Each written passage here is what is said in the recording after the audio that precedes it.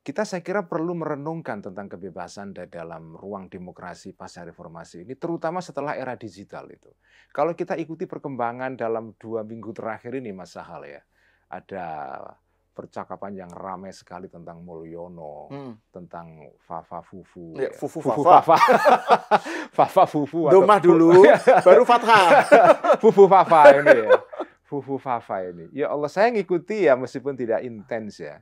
Tapi saya juga cemas ini. Lihat bagaimana apa ya pihak-pihak tertentu mencoba untuk mendiskreditkan pemerintah dengan ujaran yang menurut saya sangat-sangat provokatif ya. Itu luar biasa itu. Apakah ini nanti dampaknya akan destruktif terhadap kebebasan yang kita miliki? Saya khawatirnya begini. Ini kecemasan yang bagi saya perlu kita antisipasi juga. Selama Pak Jokowi, kebebasan di ruang media sosial itu cukup terjaga. Cukup terjaga. Pernah ada wacana dari Menteri Budi Ari, Menkominfo untuk menutup X kan, tapi gagal. Nah, apakah misalnya penguasa berikutnya cukup sabar mendengarkan hal seperti ini? Mendengarkan cuitan-cuitan atau retorik atau provokasi di media sosial yang betul-betul sangat-sangat insinuatif, sangat kadang-kadang di luar di luar akal sehat itu. Apalagi kalau akunnya anonim. Anonim. Nah, itu ada beberapa akun yang terus terang menggunakan nama jelas ya, bahkan beberapa di antaranya menyandang gelar akademik yang tinggi gitu. Terang-terangan melakukan serangan-serangan yang bagi saya sangat provokatif itu.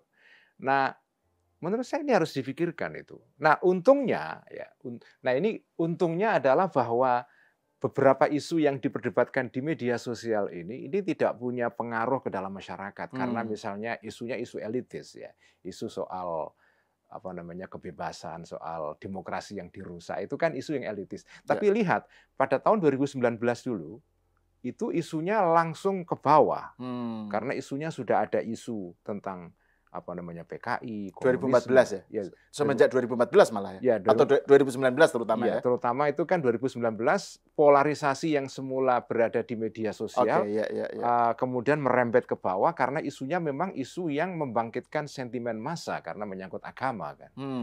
Nah ini bagi saya, ini menarik gejala-gejala yang kita lihat akhir-akhir ini setelah 2014 terpilihnya Jokowi, 2019 sampai sekarang ini, politik pasca pemilihan umum, ini bagi saya menarik diamati itu. Ada pihak-pihak yang kalah, kemudian mencoba memperpanjang pertarungan pasca pemilu dengan cara memobilisasi sentimen untuk mendiskreditkan penguasa yang terpilih. Ini sekarang juga itu terjadi ya.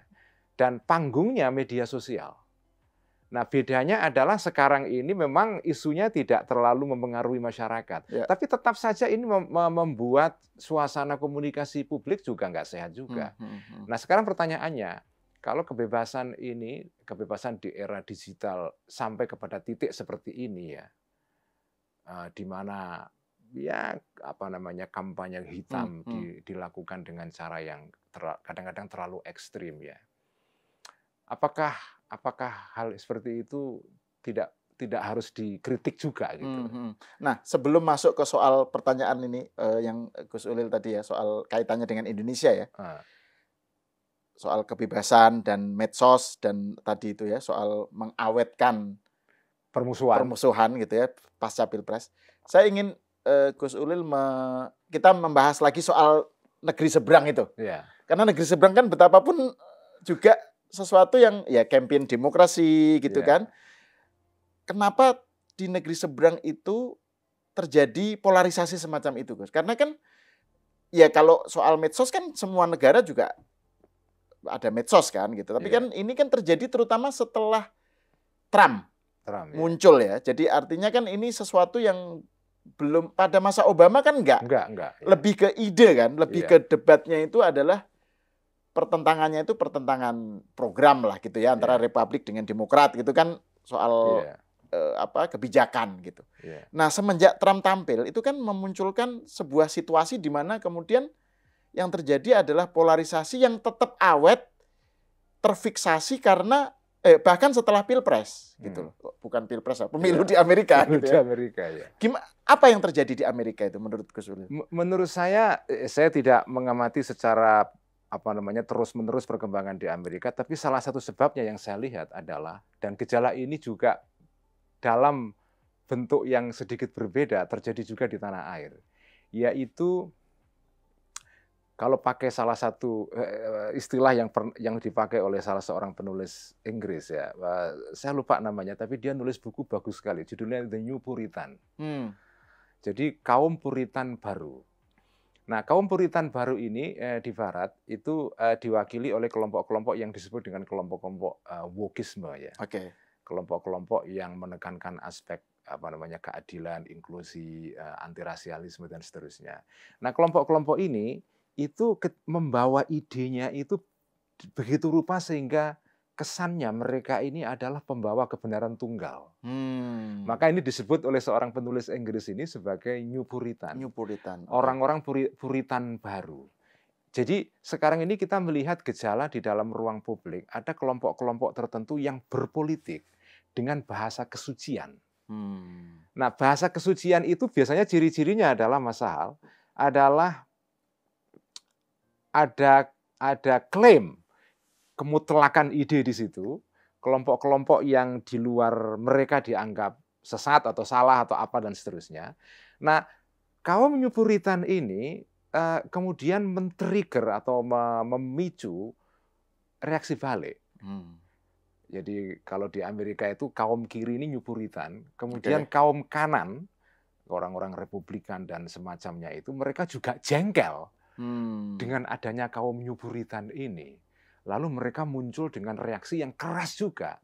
Jadi saya melihat sebetulnya Trump itu, kalau mau jujur ya, itu menurut saya bukan gejala yang terisolasi. Saya memahami gejala Trump adalah simbol dari jengkelnya kelompok yang selama ini menjadi sasaran serangan dari kelompok New Puritan. Ini mereka sudah nggak kuat lagi. Lalu membuat gerakan untuk melawan balik. Isu-isunya macam-macam, ada isu tentang gender, isu tentang lingkungan, isu tentang ras ya, rasialisme terutama dan seterusnya. soal imigran, soal apa gitu. Nah, saya melihat di Indonesia ada gejala serupa itu, yaitu gejala ya mungkin mirip-mirip New Puritan begitu. Jadi orang mendukung tokoh politik, tapi dengan klaim kebenaran yang terlalu kental sekali, terlalu militan sekali. Nah, yang menarik kalau Anda lihat ya, ini pengamatan saya, Jokowi ini menarik karena Jokowi ini bukan orang yang punya partai politik, ya kan? Dia maju dalam gelanggang politik tanpa ada partai yang menjadi ya dia didukung oleh PDIP, tapi dia kan bukan pemilik PDIP. Ya, betul. Dia orang luar lah kira-kira begitu. Ini kemudian membuka peluang bagi orang-orang di luar partai kemudian mendukung Jokowi. Betul. Nah, orang-orang yang non partai yang mendukung Jokowi ini sebagian adalah orang-orang yang memang punya agenda atau punya visi politik tertentu yang bukan visi politik yang gaya partai, tapi gaya kelompok-kelompok yang punya klaim kebenaran mutlak seperti itu. Mereka mengharapkan Jokowi ini bisa menjadi wakil dari klaim mereka. Makanya begitu Jokowi sekarang misalnya tidak memenuhi harapan mereka, mereka kemudian melakukan serangan balik kepada Jokowi dengan gaya yang mengingatkan saya seperti gaya serangan-serangan politik di Amerika itu, yaitu serangannya adalah nasty sekali, nasty politik ini. Ini nasty politik ini. Itu ekspresi dari kekecewaan karena mereka berharap atau punya ekspektasi Jokowi itu harus merealisasikan apa yang mereka bayangkan gitu ya. Terus kemudian mereka kecewa dan sakit hatinya itu luar biasa. Itu jadinya lebih parah gitu ya. Nah, tokoh serupa yang seperti ini adalah Anies. Anies itu juga sama. Tokoh non partai. Jadi tokoh-tokoh yang non partai ini kemudian membuka peluang bagi orang-orang untuk menyokong dia. Nah, orang-orang yang menyokong dia ini punya agenda-agenda sendiri. Begitu tokohnya yang didukung ini kemudian tidak memenuhi harapan mereka, mereka kemudian melakukan desersi atau Ya. meninggalkan orang ini. Dan kemudian mencari tokoh lain untuk bisa menjadi wakil mereka. Makanya menurut saya ke depan ya, bagi saya untuk mengakhiri politik yang seperti ini, yang nasty politik seperti ini, mungkin salah satunya adalah yang mendorong semua tokoh ini masuk partai. Karena begitu ada tokoh yang di luar partai, ini rentan menjadi menjadi simbol untuk suatu agenda tertentu yang non kepartaian. Saya nggak masalah dengan agenda non kepartaian, tapi orang-orang ini kan ketika mereka masuk ke dalam gelanggang partai, mereka membawa klaim kebenaran. Ada klaim kebenaran keagamaan, ada klaim kebenaran yang sifatnya sekuler ya. Tapi klaim kebenaran ini kalau misalnya dikritik itu menimbulkan reaksi keras sekali, seolah-olah orang-orang yang mengkritik ini orang-orang yang sesat, kira-kira itulah. Nah, untungnya Pak Jokowi ini, bagi saya salah satu hal yang perlu diapresiasi pada Pak Jokowi adalah ketika pasca pemilu 2019, dia memutuskan untuk memutus nasty politik ini. Nasty politik ini kan terjadi 2014, 2019. Nasty politik ini. Nah, Pak Jokowi mencoba memutus itu dengan cara menggandeng Prabowo masuk ke kekuasaan. Bagi saya itu suatu tindakan politik yang luar biasa. Itu melumerkan polarisasi. Melumerkan polarisasi. Ya? Karena terus terang, concern saya selama ini, Mas Sahal, sejak sebelum pemilu yang terakhir lah, atau sejak Pilkada DKI sebetulnya, concern saya adalah polarisasi. Makanya segala hal yang bisa memecah polarisasi bagi saya itu saya apresiasi. Nah, langkah Pak Jokowi ini saya anggap bagus ya. Nah, sekarang ini kemudian muncul politik nasty politik lagi, Fafa, kemudian ada Mulyono, segala macam. Nah, yang menarik itu Gus Ulil, kalau kita tadi kembali ke soal yang kita bicarakan di awal diskusi ya, soal Fafa dan Mulyono sebagai contoh mutakhir ya. Dari nasty politik. Dari nasty politik. Yang diserang itu Jokowi.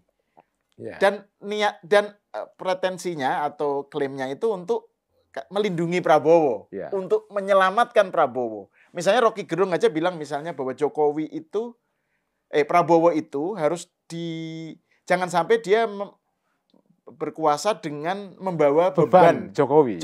Ya. Jadi ini adalah upaya untuk merenggangkan hubungan gitu ya, dengan cara memunculkan lagi wacana mengenai bagian dari materi-materi politik polarisasi yang di masa lalu. Betul. Gitu kan.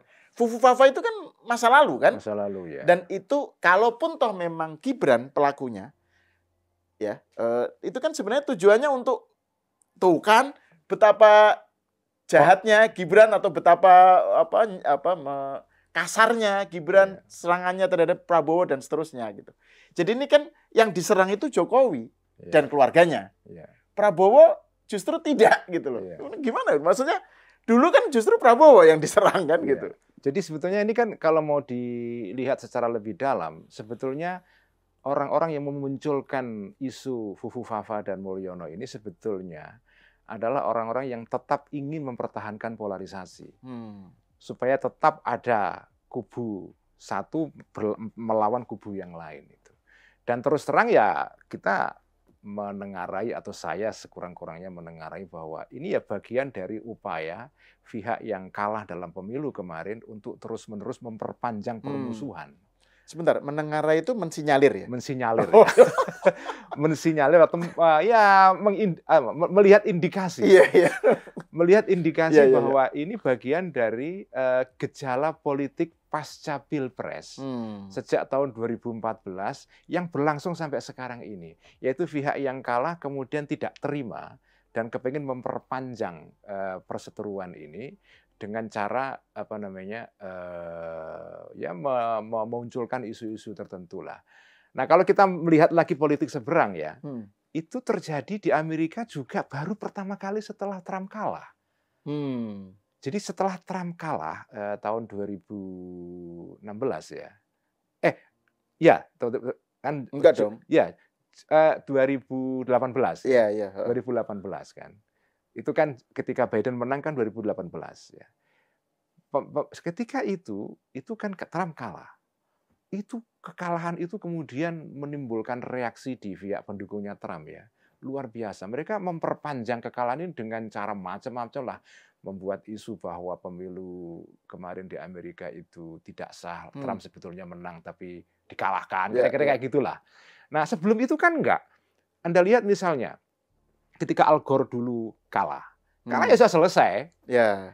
Kemudian ketika George Bush senior kalah. Ya selesai. Ketika ketika McCain kalah terhadap Obama, ya selesai saja. Baru setelah Trump itu, mungkin ini beririsan atau berbarengan dengan munculnya media sosial sebagai public sphere baru. Ini kekalahan tokoh tertentu di dalam pertarungan politik itu tidak berakhir pada saat pengumuman pemenang. Tapi berlanjut terus itu. Kita sekarang menyaksikan hal yang serupa ini Mas Sahal. Makanya saya mengajak kepada teman-teman yang selama ini berbicara soal kebebasan, demokrasi kebebasan itu, menurut saya kita harus juga kritis juga terhadap perkembangan penggunaan kebebasan yang seperti ini. Karena bagi saya kebebasan juga tidak tidak anti kritik. Kebebasan pun itu kan jenisnya macam-macam. Apakah kebebasan yang seperti ini? Makanya bagi saya pertanyaannya adalah kebebasan di era digital sekarang ini, itu menurut saya perlu membutuhkan perenungan lebih jauh itu. Karena saya khawatir nesti politik yang dimungkinkan oleh media sosial ini kemudian men-trigger tokoh-tokoh tertentu yang tidak sabar dengan situasi seperti ini, kemudian membuat kebijakan yang kemudian menghentikan kebebasan. Tapi kan ketika itu terjadi kan yang disalahkan penguasa. Tapi kan ya kalian sendiri yang selama ini bermain dalam medsos itu kan juga menyumbang kesalahan di sana. Jadi maksud saya semua pihak itu harus tahan diri lah. Tahan diri gitu loh. Di dalam era medsos seperti ini itu ya kalau misal isu tertentu memang layak diangkat dan jika kesalahan penguasa itu memang layak betul dikritik, oke. Tapi kalau mencari-cari kesalahan itu kan problem itu. Ya. Saya sendiri misalnya kalau saya ya menghadapi situasi seperti ini, boleh jadi saya nggak sabar loh. Saya juga akan terjadi di Brasil sekarang. Sekarang ada permusuhan antara Elon Musk dengan menteri kehakiman di Brasil, ya. Karena menteri ini di Brasil ini melakukan pemblokiran ribuan akun. Nah kalau hal serupa misalnya, saya sih nggak berharap itu terjadi di sini. Tapi ini semua terjadi kadang-kadang karena kebebasan ini berlangsung secara ekstrim di dalam masyarakat sehingga disalahgunakan untuk melakukan serangan-serangan yang sifatnya personal kepada lawan-lawan politik gitu kan. Jadi artinya gini loh, power tend to corrupt, tapi freedom tend to corrupt juga. Oke. Betul nggak? Iya ada. Namanya tends kan? Iya, tend kan. Power tend to corrupt, freedom tend to corrupt as well. Iya. Itu tesis saya itu. Makanya saya selama ini itu nada pendapat saya adalah saya mencoba untuk ngedem itu ya. Mendinginkan lah ya. Kalau bisa itu orang tidak terfiksasi pada satu hal kemudian melupakan hal-hal yang lain. Misalnya contohnya beginilah. Ya Pak Jokowi itu salahnya banyak, tapi kan ya baiknya banyak. Itu kayak ini, kayak pandangannya Gus Dur tentang Pak Harto dulu. Ya, betul. Yang diwawancara Andi F. Noya atau apa ya? Kick Andy. Ya. Itu menarik. Iya. Ya kan kebaikannya kan juga banyak dan menurut saya lebih banyak kebaikannya itu. Nah, iya, penyakit politik akhir-akhir ini adalah orang terfiksasi pada satu hal sehingga melupakan gambar besar itu. Nah, saya ingin menyoroti ke soal fiksasi itu, Gus Ulil, karena saya mau ngaitkan dengan pandangan Gus Ulil sendiri tentang tawaran lah dari Gus Ulil tentang iktisodiyah. Nah, ini saya mau masuk lagi ke soal yang lebih konseptual ya. Kan Gus Ulil mengkritik kecenderungan suatu gejala di mana yang diutamakan itu adalah satu cara pandang saja dalam melihat kenyataan, Yeah. gitu kan, mono maslahat lah gitu, Yeah. bahwa hanya itu yang benar, Yeah. hanya itu cara membaca kenyataan. Betul ya. Kalau nggak seperti itu, salah. Kamu kafir. Kamu kafir, gitu kan. Itu kan Gus Ulil menyebutnya sebagai gejala ideologisasi. Ideologisasi. Yang itu dulu di zaman masih ada agama, itu ya agama seperti itu, gitu kan. Terus agama sudah nggak ada, ini di Barat ya. Agama sudah mengalami declining. Ternyata cara berpikir yang seperti ini masih berlanjut, tapi lebih sekuler ininya. Betul. Kan. Dalam gerakan-gerakan yang soal climate change, soal gender, soal isu-isu di Barat lah ya, yang juga mengalami fiksasi, ideologisasi. Terus Gus Ulil menawarkan cara pandang yang karena pakai vocabulary NU ya, itu fikih based reality, cara pandang yang lebih jalan tengah lah gitu ya, nggak ekstrim, non ekstrim perspektif on reality. Gitu. Nah, Gus Ulil bisa menguraikan nggak itu soal itu? Dikaitkan dengan tadi yang kita bicarakan. Iya, jadi ini memang ada gejala yang berlangsung di tingkat global, tapi juga efek-efeknya bisa masuk ke tingkat nasional secara domestik ya. Yaitu gejala, yaitu yang tadi saya sebut sebagai newporitanisme itu. Jadi orang-orang yang mempunyai pandangan tertentu tentang kenyataan, tentang realitas, dan yakin betul bahwa pandangannya ini adalah representasi dari kebenaran mutlak gitu. Lalu menafikan pandangan-pandangan yang lain, lalu ujungnya adalah ya itu memperlakukan orang-orang lain yang berbeda pendapat dengan cara yang keras sekali. Ya, kalau pakai istilah Rocky Gerung itu ya dungu gitu kan. Atau dalam konteks yang luas ya cancel culture gitu ya. Dungu. Dungu ya, cancel culture itu kan ya terjemahan populernya di sini kan dungu. Gitu. Jangan itu dungu. Kalau gitu jangan harus semuanya di blacklist atau di bredel atau apa gitu. Iya, betul. Jadi ciri-ciri orang yang seperti ini adalah biasanya menunggalkan satu cara pandang tertentu. Jadi di dalam realitas yang kompleks ini, mereka melihat hanya satu hal saja, dan hal ini seperti panglima itu. Segala hal harus tunduk kepada cara pandang ini gitu. Ya misalnya contoh yang bagi saya konkret di sini adalah misalnya ada orang-orang yang memandang bahwa demokrasi adalah segala-galanya, kebebasan adalah segala-galanya itu. Jika terjadi gangguan terhadap demokrasi dan kebebasan, maka teriak sekeras-kerasnya. Dan yang lain seakan-akan batal semua. Yang lain seolah-olah batal semua. Saya tidak menegasikan pentingnya kebebasan misalnya, tetapi saya menganggap kebebasan bukan satu-satunya isu yang penting buat kita. Jadi sekarang saya melihat bahwa isu itu banyak, kemaslahatan dan kepentingan bangsa ini banyak, tidak hanya satu isu saja. Misalnya contoh lah, ini kan gini, memang sekarang ini kan di era yang makin kompleks ini kan banyak orang yang berjuang dengan satu isu kan, single issue fighter. Oke. Ada isu gender, isu lingkungan, isu ini. Orang-orang ini kalau penyayang binatang misalnya. Nah, ya bagus isu itu diperjuangkan, saya setuju. Tapi ada jebakan, ada pitfall ya, ada ada jurang di mana mereka bisa terjerembab di situ. Yaitu apa?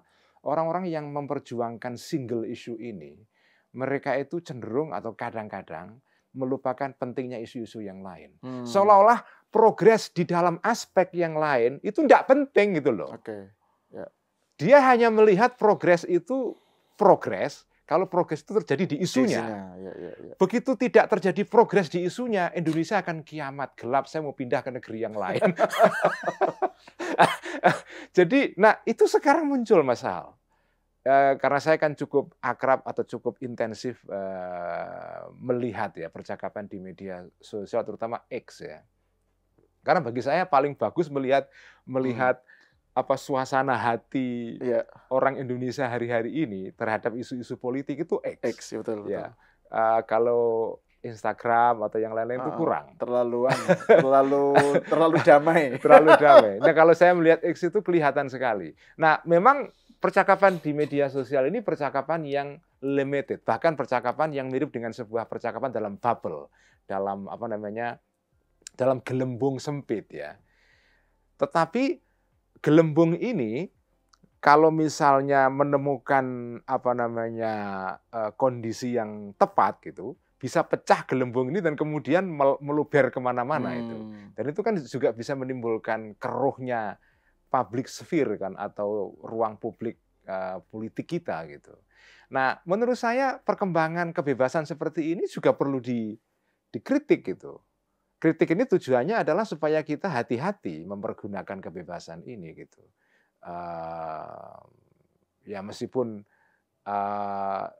kita berterima kasih kepada Elon Musk yang menyediakan ruang memperantara ya, memprovide ini semua, tapi saya juga cemas dengan hasilnya. Terus terang saya agak cemas memang. Saya agak cemas. Semoga sih tidak ada semacam apa ya, backlash ya, arus balik yang kemudian ingin menghentikan kebebasan ini seperti di Brazil di bawah Presiden Lula saat ini ya. Ini kan sekarang ada upaya untuk apa namanya menghentikan kebebasan, karena ini menarik. Sebelum ini kalau kita lihat Brazil ya, sekarang kan yang jadi presiden di sana kan Presiden Lula yang kiri kan. Sebelumnya kan Bolsonaro ini kanan. Ya. Saya membayangkan memang ini pasti kenapa pemerintahan sekarang di Brazil itu tidak sabar dengan kritik-kritik kepada pemerintah di sana. Karena memang ya kritik-kritik ini terjadi dalam situasi yang polarized antara kelompok kanan di sana dan kelompok kiri. Nah, saya khawatirnya di Indonesia itu akan terjadi hal seperti itu. Jadi kita nggak bisa hanya ngomong soal kebebasan saja, tapi kebebasan yang diselenggarakan dalam konteks apa. Kalau konteksnya masyarakat yang polarized gitu, kita juga harus hati-hati. Makanya saya berusaha masuk dengan mengemukakan cara pandang yang berbeda, yaitu oke lah, isu ini penting, tapi isu yang lain juga ada. Itu saja yang ingin saya tawarkan itu. Isu demokrasi penting, tapi isu membangun IKN juga penting. Bahwa di dalam satu isu ada masalah, itu tidak menegasikan bahwa itu isu penting itu. Bahwa misalnya, ambil contoh lah, bahwa ada banyak penyelewengan atau banyak irregularities ya, atau apalah praktek-praktek yang mungkin tidak sesuai dengan aturan dalam pelaksanaan atau pembangunan IKN. Tapi kan IKN penting. Ini proyek yang harus selesai. Misalnya kayak gitu loh. Nah itu kalau kayak saya mau ingin kembali ke soal poin tadi, soal kritik Gus Ulil terhadap fiksasi ya, terhadap ideologisasi lah ya. Kecenderungan menganggap bahwa yang hanya satu cara pandang realitas saja yang benar. Itu kan ada juga gejala yang Gus Ulil sebut sebagai alarmism ya. Kecenderungan untuk menakut-nakuti orang ya, fear mongering. Fear mongering gitu kan, bahwa kalau nggak seperti ini maka akan terjadi katastrofi gitu misalnya kan. Nah, itu kan juga sebuah tren yang juga terjadi di sini kan, seakan-akan ini bahwa misalnya tadi kembali ke soal demokrasi kan, konteks kita kan soal diskurs mengenai demokrasi kan, bahwa terjadi kemerosotan demokrasi, pembegalan terhadap konstitusi dan seterusnya. Kalau ini dibiarkan maka sebenarnya Indonesia akan berada dalam kehancuran gitu. Instead of generasi Indonesia emas, ini Indonesia cemas gitu misalnya. Jadi ada suatu narasi tentang apa ya, bahaya di depan ini justru bahaya mengancam gitu. Menurut Gus Ulil gimana itu? Ya, alarmisme itu gejala yang tadi itu dari kata alarm itu kan apa namanya ya bel pengingat ya. Jadi alarmisme itu adalah seolah-olah yaitu memandang keadaan itu mendekati kiamat itu kan. Dan ini kan pandangan yang subjektif karena orang-orang yang alarmis ini biasanya orang-orang alarmis adalah orang-orang nyupuritan tadi itu. Orang yang menganggap ada satu isu yang paling penting, isu panglima, yang lain-lain itu hanya prajurit-prajurit yang penting. Semua harus tunduk pada isu ini gitu loh. Orang-orang yang mempanglimakan satu isu, itu biasanya alarmis. Kalau tidak terjadi progres di dalam isu dia, itu seolah-olah dunia akan kiamat. Dan dia bengok-bengok atau teriak-teriak kan, bahwa ya dunia akan kiamat itu. Itu terjadi dalam banyak isu, Mas Sahal. Makanya ini ideologi memang. Ini ya kalau kita lihat misalnya, sebetulnya kan ada seorang pemikir politik Jerman yang terkenal, Carl Schmitt ya. Dia kan mengatakan bahwa sebetulnya hampir sebagian besar praktek politik di dunia modern pasca pencerahan itu adalah sekularisasi dari gagasan-gagasan lama dalam dunia Kristen. Yeah. Yang dulunya agama tetap dipertahankan, cuma disekulerkan. Itu kan gagasan pokoknya Carl Schmitt kan begitu. Nah itu terjadi sekarang. Jadi mindsetnya itu masih tetap. Gitu ya? Cara pandang terhadap sesuatu, terhadap kenyataan itu masih tetap mindset agama. Masih agama. Gitu ya. Cuma casingnya casing sekuler sekarang. Ya, gitu. Sama lah misalnya kayak kasus Fufu Fafa ini. Itu kalau dipikir-pikir itu kan mirip dengan perseteruan Sunni Syiah. Sejarah diungkit-ungkit, diaduk-aduk, dibangkitkan kembali untuk memobilisasi sentimen. Itu kan dulu agama juga dan memobilisasi distrust ya. Distrust terhadap Gibran lah misalnya. Gitu. Nah makanya obat terhadap cara berpolitik yang seperti ini dalam sejarah Islam, kalau saya pakai sejarah Islam sebagai rujukan ya, itu adalah politik kaum Sunni. Kaum Sunni dari dulu itu teorinya adalah terhadap politik itu adalah bahwa kan mereka punya teori tentang adalatus sahabat. Semua sahabat Kanjeng Nabi itu semua baik. Ya memang ada soal ini itu. Tapi tidak usah dibongkar-bongkar lah. Udah kita selesai, masa lalu itu kita kubur. Ya, tidak. Kalau sekarang kan teorinya lain. Oh, kita harus menggali track record. Ini nggak jelas antara track record atau shaming. Nggak jelas sekarang ini sudah itu. Nah, politik Sunni dulu, karena ulama Sunni itu ulama yang realis. Mereka menganggap bahwa sejarah masa lalu itu bisa dipolitisir. Ya, bisa didoxing, gitu. Mendoxing sejarah masa lalu untuk shaming tokoh-tokoh tertentu sekarang, bagian dari politisasi sejarah ini. Nah, ini motif agama, dulu motif agama, sekarang diulang kembali dalam bentuk yang secularized, yang disekulerkan itu. Jadi dalam konteks tadi Gus Ulil menyebut soal tradisi Sunni ya, yang pertama kali melakukan upaya melupakan. Sisi gelap masing-masing gitu ya, untuk kita untuk kemudian menyongsong ya udahlah yang lalu biar berlalu, kita yang baru aja. Itu ya kalau nggak salah dari zaman Khalifah Umar bin Abdul Aziz itu ya. Betul. Yang saya dapatnya dari mana waktu itu? Dari Cak Nur ya. Cak Nur pasti. Saya mau nyebut Cak Nur malu. Pasti ketebak. Gitu. Iya itu kan tarbi itu kan, di taraweh itu kan selalu kita Al Khalifatul Ula. Semua disebut. Tadinya kan Sunni yang tradisi yang Syiah itu hanya menyebut Ali saja. Ali saja. Yang ini yang Ali kelompok Muawiyah generasi pendukung Muawiyah itu 3 sahabat kecuali Ali gitu ya. Nah, itu kan polarisasi kan. Sejarah dipolitisir untuk mendukung politik saat ini. Nah, itu memang ya very very dangerous politik itu. Itu dangerous way of doing politik. Makanya bagi saya politik kaum Sunni itu bagus sekali sebagai model. Dan itu iktisadiyah sebetulnya. Politik Sunni itu jalan iktisad, jalan moderat dalam pengertian mereka tidak mau terjebak dalam sejarah itu. Tidak mau mendoxing sejarah. Itu tidak mau terjebak dalam sejarah kelam masing-masing gitu. Sejarah kelam masing-masing itu. Makanya tidak mau mendoxing sejarah. Nah, Pak Jokowi itu politiknya Sunni banget itu. Ketika dia mengajak Prabowo untuk masuk dalam kekuasaan, untuk melupakan masa lalu yang nasty itu. Nasty politik kita lupakan itu. Nah, Prabowo sekarang dengan mengajak Gibran, itu juga sebetulnya tindakan untuk menghindari atau melupakan nasty politik juga. Nah, ini orang-orang malah justru ingin membangkitkan lagi nasty politik dengan mendoxing. Dan membangkitkannya pun cuma selektif ya. Maksudnya gini, kan kalau andai kan taruhlah misalnya Fufu Fafa itu punyanya Gibran. Benar-benar Gibran misalnya. Ya. Tapi itu kan terjadi pada masa di mana kedua belah pihak melakukan nasty politics. Terus Gibran katakan aja misalnya bikin akun anonim, gitu ya. Terus kemudian untuk belain bapaknya, gitu kan, nyerang Prabowo dan kubunya yang menyerang bapaknya dengan cara yang nasty kan? Dengan nasty. Jadi ini ya memang kalau masing-masing membongkar sejarah tidak selesai. Atau kalau mau fair bukan fair, atau kalau mau betul-betul yang lengkap, harusnya jangan Fufu-Fafa saja yang diungkap gitu kan. Akun yang pendukung Prabowo yang nyerang Jokowi juga harus diungkap gitu ya. Itu. Tapi kan orang-orang ini ya namanya nesti politik pasti selektif ya. Jadi maksud saya ini adalah salah satu perkembangan penggunaan kebebasan yang bagi saya perlu dikritik ini di era media sosial seperti sekarang ini. Jadi ini apa namanya ya, makanya saya apa ya, tidak terlalu melulu melihat kebebasan sebagai unsur terpenting.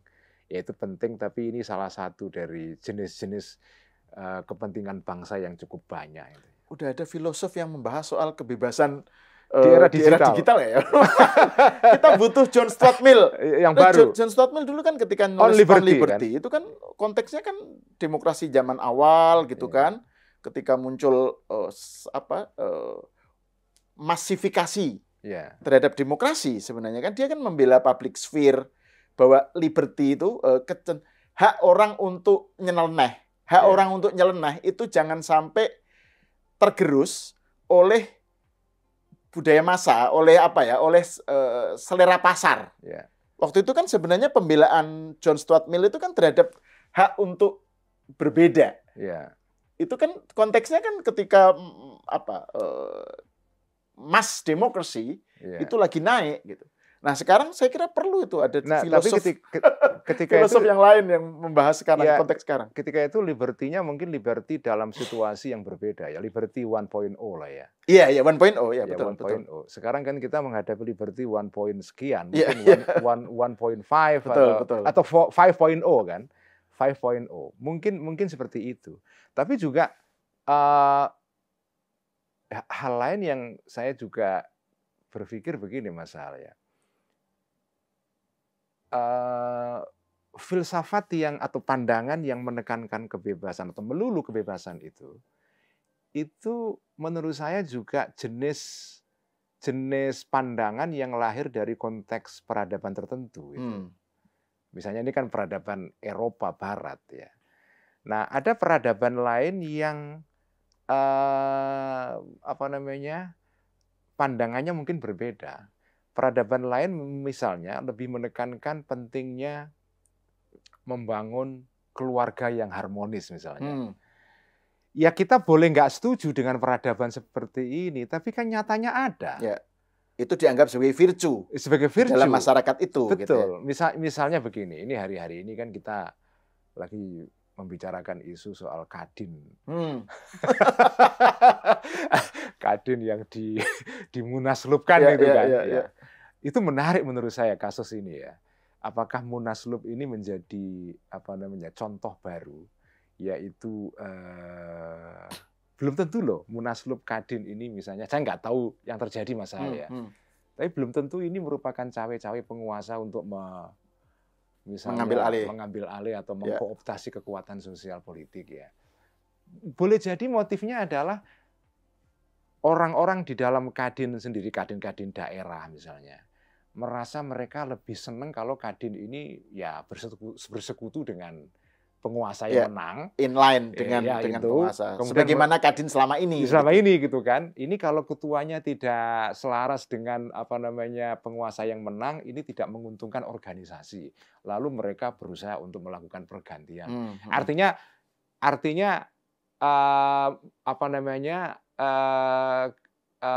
niat bukan niat ya, tapi asal usul dari mendekati ke penguasa ini dari dalam. Justru dari Kadinnya sendiri. Ya, bukan dari luar gitu. Itu juga harus dipertimbangkan loh. Karena saya mengalami situasi serupa tapi dalam konteks yang lain. Dalam konteks, tapi saya nggak cerita hari ini. Ada konteks yang seperti itu berlangsung di dalam suatu partai politik tertentu yang sekarang juga naga-naganya mengarah kepada situasi serupa dengan Kadin itu. Saya nggak akan sebut ya. Tapi maksud saya begitu. Jadi jangan-jangan memang gaya masyarakat kita ini itu ya seneng bergabung dengan yang menang. Memang ini kalau terlalu ekstrim ya enggak sehat karena tidak ada oposisi ya. Tapi menurut saya misalnya begini, ini ada orang yang ada penulis kawan kita sih. Alexander Arifianto yang mengkritik NU, ya kan? NU dan Muhammadiyah karena keputusannya menerima tambang maka dianggap telah mengkhianati wataknya sebagai civil society. Nah, ada yang problematis dalam pandangan seperti ini. Dalam pandangan orang-orang seperti Alex ini, jalan bagi civil society itu hanya satu, yaitu mengontrol dan melawan penguasa.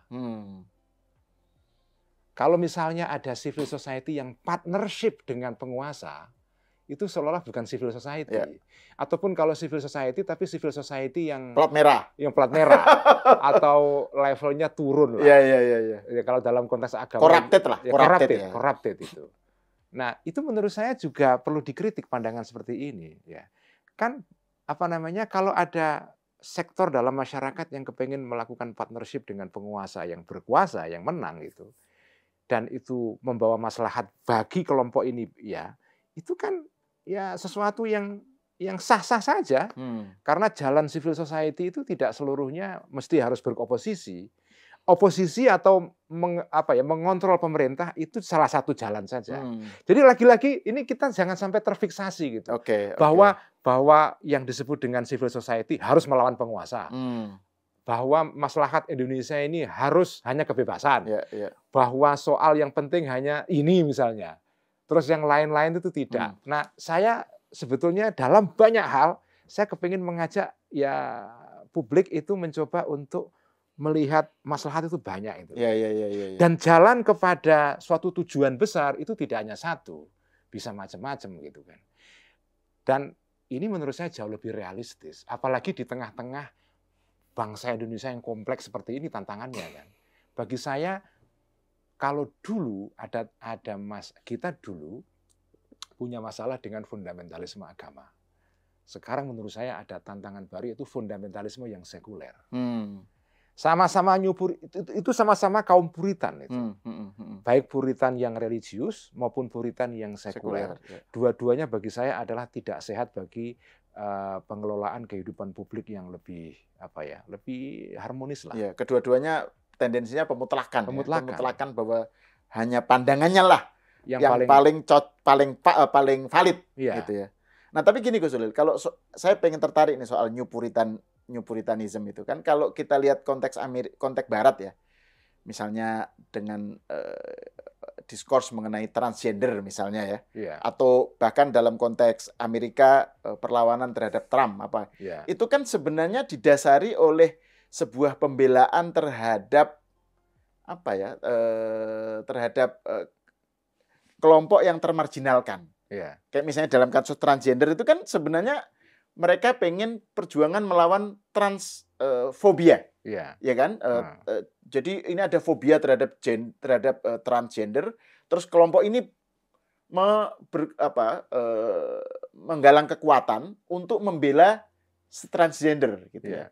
Tapi kemudian kenapa ujung-ujungnya bisa mengarah kepada gejala wokeism itu? Itu kan sesuatu yang awalnya ini untuk membela kaum mustadafin gitu ya. Tapi kemudian kok menjadi wokeism gitu. Ini kan juga misalnya terhadap Trump misalnya ya. Ketika Trump muncul itu kan para pendukung demokrasi di Amerika itu kan cemas semua kan. Cemas semua ya. Ini apa ini kok tiba-tiba ada semacam kekuatan yang bahkan tidak, mereka merasa malu gitu punya presiden kayak Trump gitu yang sangat pokoknya semua koleksi kejelekan itu ada di dia gitu loh. Kemudian kan ini sebagai sikap yang betul-betul pembelaan demokrasi gitu. Yang militan, yang ekstrim gitu. Nah, ini juga kecenderungannya bisa menjadi tadi yang disebut Gus Ulil sebagai New Puritan. Kenapa itu terjadi? Kenapa mereka itu membelanya dengan sikap yang tengah-tengah gitu. Jadi gini, kita harus jujur loh, Mas Sahal ya. Orang-orang yang sebut saja lah ya, yang membawa obor obor pencerahan Eropa ya. Orang-orang yang membawa obor rasionalisme. Kan demokrasi ini kan bagian dari rasionalisme kan. itu juga mereka ini mempunyai kelemahan juga.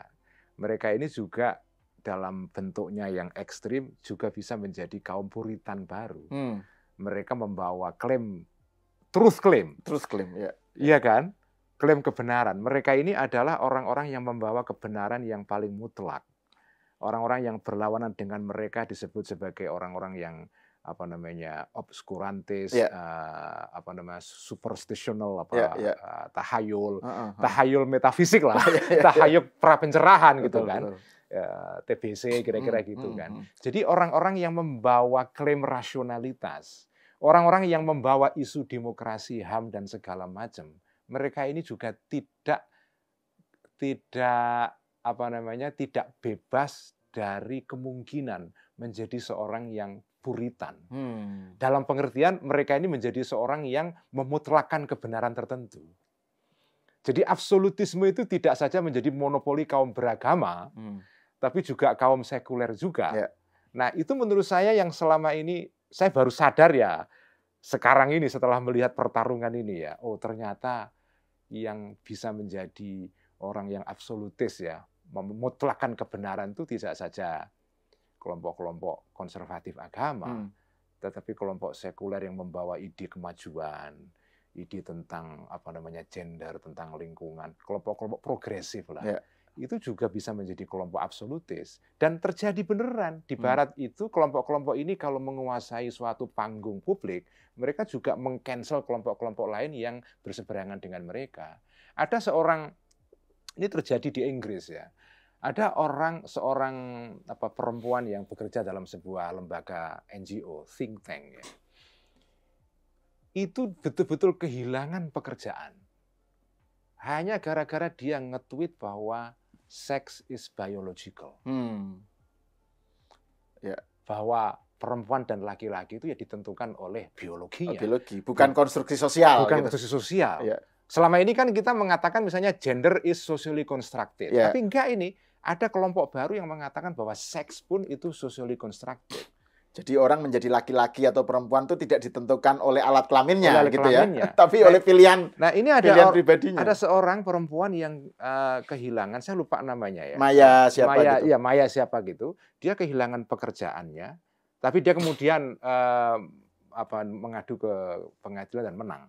Tapi dia pernah kehilangan pekerjaannya hanya karena nge-tweet, bayangkan. Nge-tweet bahwa sex is biological. Jadi ini kelompok-kelompok progresif ini kalau menang, itu mereka juga bisa absolutis. Ini persis dengan di Mesir. Kelompok Ikhwan, ya kan, begitu dia menang melalui demokrasi, mereka juga bisa menggunakan kekuasaannya ini untuk memberangus kebebasan kelompok yang berbeda. Jadi ternyata penyakit absolutisme ini tidak hanya menyerang Ikhwanul Muslimin. Oke.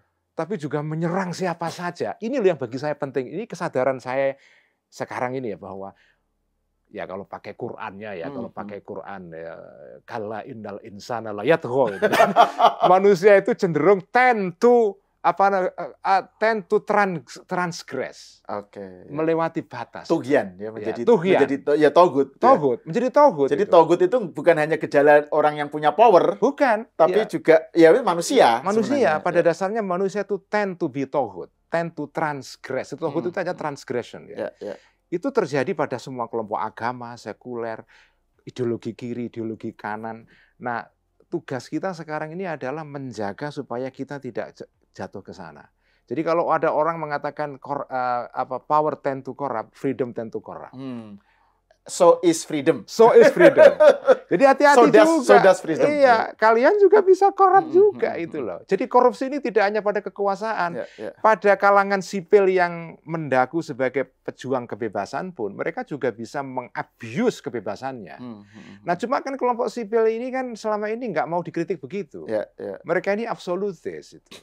Nah ini Gus Ulil, ini menarik nih. Tadi kan Gus Ulil menyebut soal kasus siapa Maya tadi itu. Yang menjadi pendukung pembelanya itu kan J.K. Rowling ya. J.K. Rowling. Nah ini kan kemarin saya baca tweetnya Gus Ulil yang serangan J.K. Rowling kembali melakukan dan kubu penentangnya kembali berada dalam kontroversi soal netralitas bahasa ya. Betul. Jadi bahwa penggunaan bahasa itu harus netral sehingga tidak ada she, he, sesuatu yang dianggap identik dengan feminin atau maskulin gitu ya. Tidak boleh ada history, Nah, tapi her story ya, gitu ya. kan. Nah, tapi maksud saya yang menarik itu bahwa orang seperti J.K. Rowling gitu ya, itu punya nyali untuk melawan tendensi wokeism ini, yang tadi yang kecenderungan untuk memutlakan itu, dan dia tidak maksudnya basisnya cuma anu aja gitu, cuma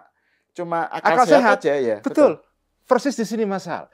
Jadi salah satu cara untuk melawan wokeism, dan ingat, wokeism ini bukan hanya gejala yang ada pada kelompok kiri.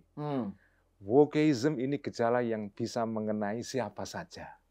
Intinya wokeism adalah tadi itu tohut, tuhian. Jadi kecenderungan melewati batas. Itu bisa mengenai siapa saja. Nah, obat terhadap tuhian atau wokeism ini adalah akal sehat, sanity. Just simple sanity. Jadi kita ini punya akal sehat sebagai manusia biasa itu. Dengan menggunakan sanity yang biasa saja, itu kita bisa mengerti ini, enggak lah. Jadi saya kayak serangan-serangan kepada Pak Jokowi akhir-akhir ini kan, bagi saya enggak lah. Masa begini? Ya oke Pak Jokowi begitu, tapi ya enggak lah kalau nyerangnya kayak gini. Gitu aja menurut saya. Jadi modal saya untuk menilai keadaan sekarang itu pakai akal sehat saja. Kalau Anda jujur dengan akal sehat Anda nggak akan sampai ke titik seperti itu kok. Titik menyerang lawan politik dengan cara yang nasty seperti itu. Gitu. Nah ini ngomong soal akal sehat dan soal tadi itu ya, kecenderungan untuk tidak, kewaspadaan untuk tidak menjadi togut, menjadi tugian itu saya jadi ingat Cak Nur lagi.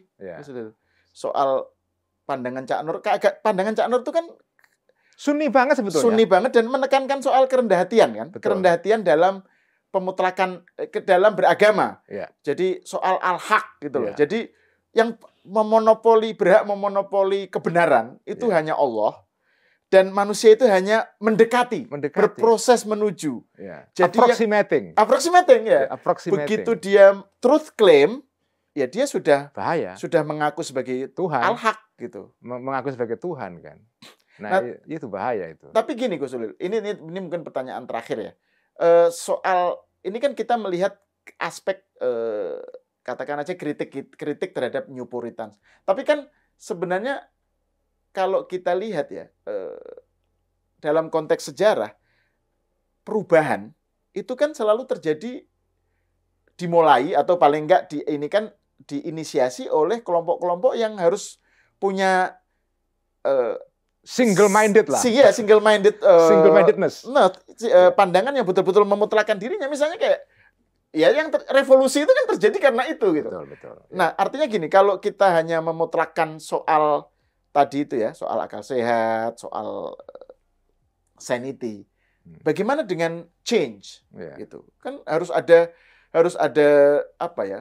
kocok ulang sejarah, harus ada disrupsi, harus ada apa yang itu biasanya diawali dengan kelompok-kelompok yang justru New Puritan itu. Gimana Gus? Ya, menurut saya di sini kita punya, ya kalau saya setelah mempunyai visi seperti ini ya, memiliki teori perubahan yang berbeda ya. Perubahan bukan revolusi ya. Perubahan itu ya transformasi pelan-pelan dengan tetap menjaga tradisi, jangan sampai ikonoklastik.